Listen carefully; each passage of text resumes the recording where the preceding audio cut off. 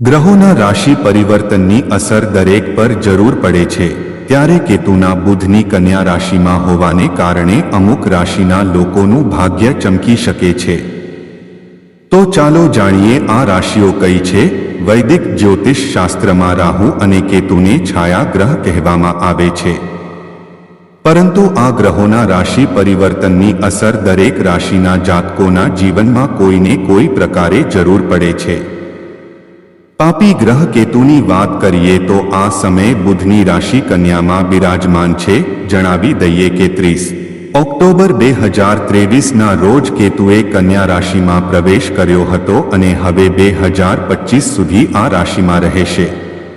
બુધની રાશિમાં રહેવાથી અમુક રાશિઓને વિશેષ લાભ થશે.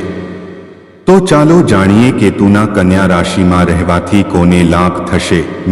મેષ રાશિના જાતકો માટે કેતુનું ગોચર ઘણું ફાયદાકારક સાબિત થઈ શકે છે. આ રાશિના લોકોને દરેક ક્ષેત્રમાં સફળતા મળશે. તમને તમારી મહેનતનું ફળ ચોક્કસપણે મળશે. કરિયરમાં પણ અપાર સફળતાની શક્યતાઓ છે. તમે ઝડપથી સફળતા મેળવી શકશો. આ સિવાય તમારા કામને ધ્યાનમાં રાખીને ઉચ્ચ અધિકારીઓ તમને પ્રમોશન અથવા કોઈ મોટી જવાબદારી આપી શકે છે. તમે તમારા જીવનથી સંતુષ્ટ જણાશો. આનાથી તમે તમારી હિંમતના બળે દરેક ક્ષેત્રમાં સફળતા મેળવી શકો છો. મે પછી ગુરુ વૃષભ રાશિમાં જવાથી કારણે કેતુ તમારા માટે માત્ર સુખ જ લાવી શકે છે. આવકના નવા સ્ત્રોત ખુલતા તમે બચત કરી શકશો. સિંહ આ રાશિમાં કેતુ બીજા ઘરમાં સ્થિત છે. આવી સ્થિતિમાં આ રાશિના લોકોની આર્થિક સ્થિતિ સારી રહી શકે છે. તમે આધ્યાત્મિકતા તરફ વધુ ઝુકાવ કરશો. આ સાથે તમને તમારી મહેનત અને સમર્પણનું ફળ ચોક્કસપણે મળશે. ભાગ્યના પૂરા સાથથી વ્યક્તિ દરેક ક્ષેત્રમાં સફળતા મેળવી શકે છે.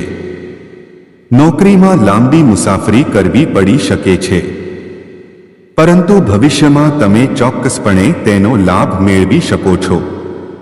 વેપારની વાત કરીએ તો તમને નફો મળી શકે છે. આ સાથે કોઈ મોટા પ્રોજેક્ટ અથવા ડીલ પર હસ્તાક્ષર થઈ શકે છે. વૃશ્ચિક કેતુનું ગોચર વૃશ્ચિક રાશિના લોકો માટે ખુશીઓ લાવીને આવી શકે છે. તમે તમારું ભવિષ્ય જાતે નક્કી કરી શકો છો. તમને આનો ફાયદો ચોક્કસ મળશે. તેની સાથે તમને કરિયરના ક્ષેત્રમાં અપાર સફળતાની સાથે પ્રગતિ પણ મળશે. તમારા કામને જોતા પ્રગતિ અને પ્રમોશનની તકો બની શકે છે.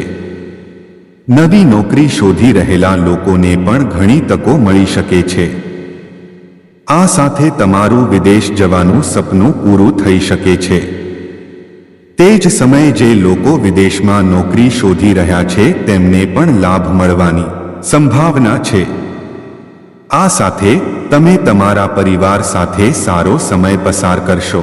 આ સાથે તમારી આર્થિક સ્થિતિ પણ ઘણી સારી રહેવાની છે. જીવનમાં કેટલાક ફેરફારો જોવા મળી શકે છે.